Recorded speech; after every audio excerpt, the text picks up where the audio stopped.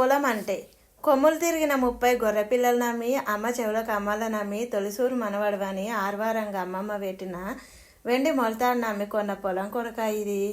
మీ నాయన నెత్తు రోజు తాగిందేమో చేను చూడు ఎంత ఎర్రగుందో.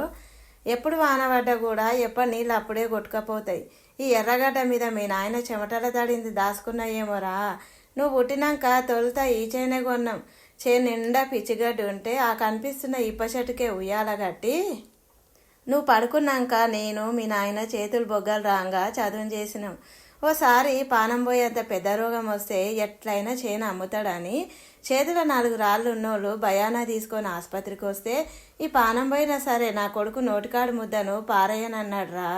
అక్కకు సంబంధం వచ్చినప్పుడు ఊరు పెద్ద మనుషులు అందరూ మన ఇంట్లో కూర్చొని ఉన్న 2 ఎకరాలలో అక్కకు సగం తమ్మునికి సగం అంటే నా బిడ్డ కొరకు గొర్రెలన్నీ అమ్మి చేనుకొచ్చేంత అన్నం ఇస్తా. మీకు ఇంకేమన్నా తుట్టి అనిపిస్తే కొడుకు పెళ్లికి బంగారం పెడతా కానీ దానికి ఆ ఒక్క పొలం ఇడిచిపెట్టుండని 10 మందిలో నోరు తెరిచి అడిగిండు. నీ ప్రాణమే పోయేంత ఆపదొస్తే అమ్ముకో కానీ ఈ భూమి ప్రాణం లేనిది మాత్రం ఎప్పటికీ అనుకోకురా. పొలం పోతే పోయేది పట్టాబుక్లో నెంబరో కాదురా, మీ నాయన అస్తిత్వం కూడా.